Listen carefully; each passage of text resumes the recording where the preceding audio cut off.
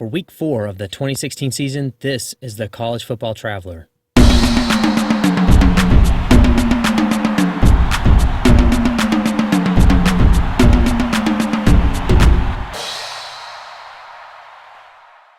Welcome back to the College Football Traveler, the show where we talk about everything college football. I'm your host, RJ. Let's get to it. This week is a short turnaround. We've got a top 25 game playing on Thursday, so the show is going to be on a little different format. Going to pull a Bill O'Reilly. We're going to do it live. All right, ready? Let's go. The final score. This is the final score where we go over last week's top 25 scores, discuss the must-see majors from last week, and review my CFBT quick pick scores, see how well I did.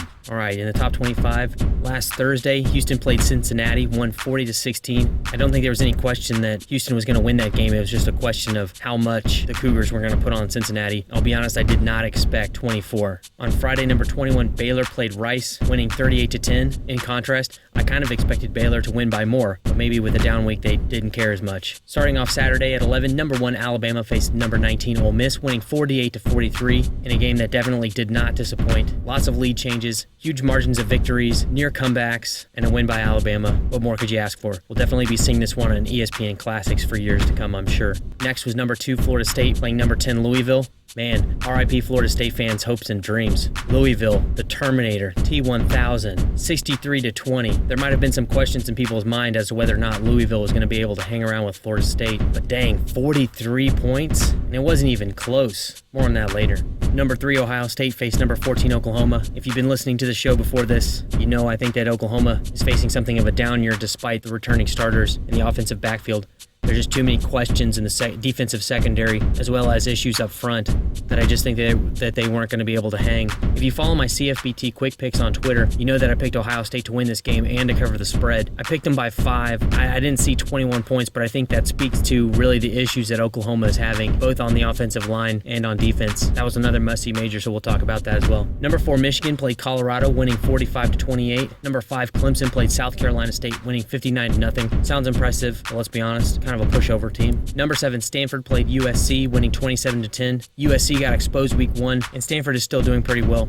At number 8 Washington played Portland State, winning 41-3, an outcome I don't think anyone was surprised by. Number 9 Wisconsin played Georgia State, an outcome that people probably were surprised by. Wisconsin winning 23-17. Georgia State's no pushover team, despite the fact that probably no one's really ever heard of them. Next, number 11 Texas played Cal in what was probably the week's biggest upset, not in terms of the score or the margin of victory, but rather the game-winning touchdown was actually a fumble before crossing the goal line, but the refs didn't catch it. I'm sure Longhorn fans and Rebel fans can console one another. Moving on, number 12 Michigan State faced number 18 Notre Dame, winning 36-28. I'll be honest, I picked Notre Dame in this game, so I didn't really call it. I did have Michigan State covering the spread, though. The Big Ten is no joke. If you listened to last week's show, I said that I thought that the Big Ten had one guaranteed playoff spot, and with the low man on the totem pole in the Big Ten, Michigan State doing very well against Notre Dame, which is really, as I've described them, the barometer team of college football. I think I might be more right than not. Having just said that, number 13 Iowa lost to North Dakota State 23-21. Despite being a Division II school, North Dakota State is no joke, and I think a lot of athletic directors learned that you don't schedule that team if you want to make a playoff run. Number 15 Tennessee hosted Ohio, winning 28-19. Number 16 Georgia faced Missouri, winning 28-27. Georgia has become something of a question mark. They're still an undefeated school, but they don't seem to be winning by anything more than a field goal, no matter who they're playing. Maybe someone on the team has money on the spread, I don't know. Kirby Smart is doing all right, but I'm sure there's plenty of donors out in Athens who are wondering why they're not winning by more. Number 17 Texas A&M played Auburn, winning 29-16. I kind of anticipated that Auburn, given that they hung around so long on Clemson, would do a little better than they did. I even had them picked against the spread to beat Texas A&M, but A&M is turning into something of the sleeper of the SEC West. We'll have to see how they do when they come into divisional play. Number 20 Louisiana State faced Mississippi State, winning 23-20. Another team that wins by very slim margins, if at all. I'm sure Les Miles is feeling the heat turned up down in Baton Rouge, especially given Mississippi State's loss in week 1 to an FCS team. Number 22 Oregon traveled to Nebraska and lost 35-32. I'll be honest, I expected more out of Oregon, and I think the Pac-12 North really needed to make a statement in this game against a mid to low tier Big Ten team, but it looks like the Big Ten is top to bottom a pretty good conference. Number 23 Florida hosted North Texas, winning 32-0. I don't think there's any question that Florida is going to win, rather just a question of how much. I didn't predict a shutout though. Number 24 Arkansas hosted Texas State, another one of those those blowout games, 42-3. And finally, number 25, Miami, traveled to Appalachian State, winning 45-10. I figured that the team that took Tennessee to the wire would have done better, but maybe it was a first-week jitter or a first-week fluke on either Appalachian State's part or on Tennessee's part, but Miami carried the day pretty easily. Moving on to last week's must-see majors, Houston at Cincinnati. I think I've said basically enough about the whole game. Houston's a good team, but I think there's still question marks. Houston was only up by 2 going into the fourth quarter. Greg Ward had thrown 2 interceptions in the game. Houston rushing only averaged 3.2 yards per play, so there's definitely issues on the Houston team, but they still find ways to win. This week, it was the defense that really put the game out of reach for the Cougars. 2 interceptions for touchdowns with 5 and 3 minutes to go sealed the game and killed my chances of covering the spread. Thank you again, Tom Herman. Florida State at Louisville. I'll be honest, Louisville is scary good. When they beat Syracuse, I thought to myself, well, it's Syracuse. What do you have to expect? But to take Florida State to the woodshed like they did, I think they're definitely an ACC dark horse. Nobody probably picked them to win the conference, but they're definitely on everyone's radar now. Thank you, Lamar Jackson. The Cardinals ran 6.8 yards per carry rushing, 16.6 yards per catch. They had a special teams touchdown on a punt return. Their defense held Florida State to 284 total yards. They shut the Noles out in the third quarter, and they stopped 6 drives with 4 plays or less. And yikes, 4 rushing touchdowns for Lamar Jackson. Louisville is very well balanced. And not only are they balanced, they played well all game long. They scored at least 2 touchdowns in every quarter, so you can't really say it was something of a fluke. The only real question I think remains for Louisville now is, can they handle the pressure of being the new target in the ACC, and how dependent are they really, and how dependent is their success on having Lamar Jackson? I always say to myself when I'm thinking about handicapping a game that you're one broken thumb away from having to start your backup quarterback, and Louisville's no different. It's just that they have the Terminator at quarterback right now. Speaking of quarterbacks, Alabama at Ole Miss, the Crimson Tide have found their quarterback. The SEC Offensive Player of the Week, Jalen Hurts, earned serious respect after taking a tough task, coming back from a lot of mistakes, a lot of personal mistakes, and coming from out of a deficit to lead the Tide to a victory. On the other side, that's twice now that Ole Miss has blown 20-point leads, and it's definitely evident that the loss of their starting running backs in Week 1 hurt their ability to be dynamic in the second half. In the third quarter, Alabama was able to hold the Rebels to just a field goal.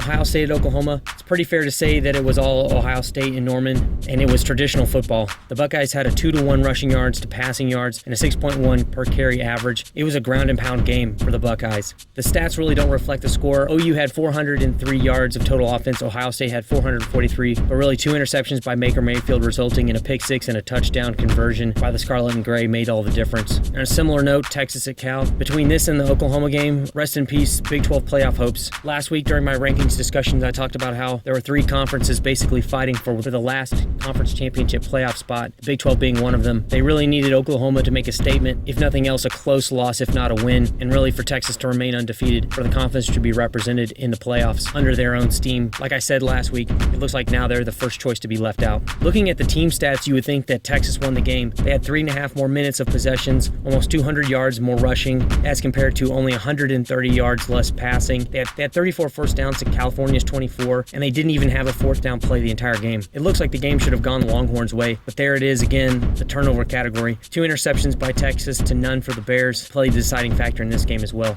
So moving on to my CFBT quick picks, you can follow those on Twitter, #CFBT quick picks, all one word. I'm up from last week. I'm now looking at 80.3 straight up and 52.94 against the spread. I definitely want to send a special shout out to Iowa, Florida State, Oregon, Auburn, and Texas for keeping me grounded, not letting me do too well this week. So thank you all for that. This week wasn't quite the 62.5% showing that I had week 1 against the spread, but I think I'm moving back in the right direction. So we'll see this week. This week in the polls. All right, this is This Week in the Polls, where I go over the current rankings and the developments in the AP Top 25. At number 1, again and still, University of Alabama. Number 2, up 1 spot from last week, Ohio State. Up 7 spots after demolishing Florida State is Louisville, who had 6 first-place votes to Ohio State's 4, so maybe something brewing there already. At number 4, Michigan held steady. Clemson remained the same at number 5, same as Houston and Stanford at 6 and 7 respectively. Up 4 spots from last week is Michigan State, probably why they jumped Washington, who despite winning against Portland State is down 1 spot to 9 this week. Kind of a shocking move, up 7 spots after defeating unranked Auburn. Texas A&M comes in at 10. Not that many losses in the top 15 that I think would justify it. Like I said earlier, Auburn did hang around with Clemson, so maybe that's what they're trying to reflect with that. In at 11 is Wisconsin, down 2 spots from last week. At number 12 is Georgia, up 4 spots, having beaten Missouri. One of the big losers of the week, Florida State, down 11 spots to 13. At number 14 is Tennessee, up 1. University of Miami, big jump, 10 spots up to 15 this week after beating Appalachian State 45-10. Baylor also up 5 spots to number 16. Big jump for Arkansas as well, up 7 spots to 17. LSU, who won against Mississippi State by 3, up 2 spots to number 18. Florida up 4 spots to 19. Nebraska joins the rankings at 20, having beaten number 22 Oregon 35-32. Texas drops 10 spots to 21, having lost to California. Joining the rankings as well, San Diego State. Check out week 1 where I talked about some of the rankings that had San Diego State ranked pretty high. Maybe they're starting to come true. Down 4 spots after losing to Alabama, Ole Miss comes in at number 23. And our final new kid on the block, University of Utah, comes in at 24. Coming off the loss against Ohio State, Oklahoma drops 11 spots to 25. Back of the envelope calculation I see with this week compared to last week. Last week was all about trying to set up the conferences to decide which conference was going to get left out.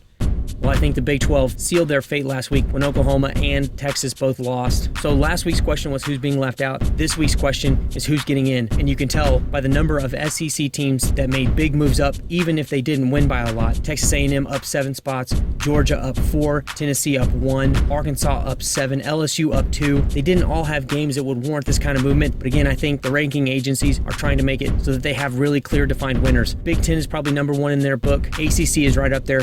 I think they finally decided that since the Big 12 isn't going to take a spot, they can start putting more money down on the SEC. Scouting report. This is the scouting report where I go through all of the injuries that may affect how your team does throughout the week. Number 1, Alabama. Wide receiver Ardarius Stewart is downgraded to doubtful for Saturday against Kent State with a concussion. Number 2, Ohio State. Cornerback Garyon Conley, who was injured last game, is listed as probable with a shoulder injury. Not much on its own, but given that there are 4 players out for the season with various injuries, there may be a problem brewing in Columbus. Number 3, Louisville. Wide receiver Jaquay Savage is listed as questionable against Marshall with a shoulder injury. Number 4, Michigan. Oh man. Quarterback Wilton Speed, who was injured last game, listed as probable against Penn State with a shoulder injury. Defensive end Taco Charlton, still on the injury report, questionable with an ankle injury.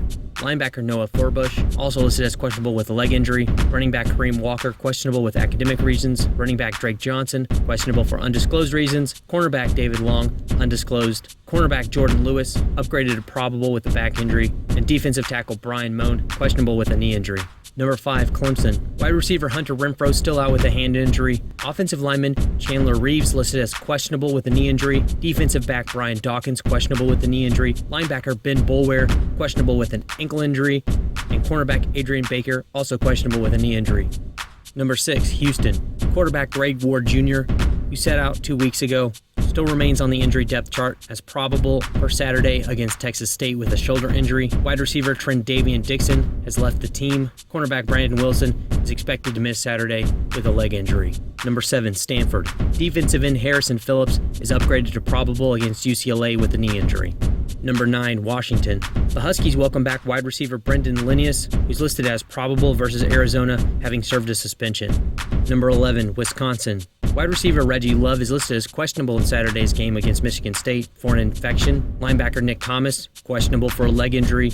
Offensive lineman John Dietzen, also questionable with a leg injury. Running back Corey Clement, who was injured last game, is listed as questionable with a leg injury. Cornerback Caesar Williams, questionable with a leg injury. Defensive end Billy Hirschfield, questionable with a leg injury. Running back Bradrick Shaw, questionable with a shoulder injury. Quarterback Alex Hornibrook, expected to start Saturday. He has no injuries. That's a shift for the Badgers. And tight end Troy Fumagalli, who had a huge game against LSU, is upgraded to probable with a leg injury. Number 12, Georgia.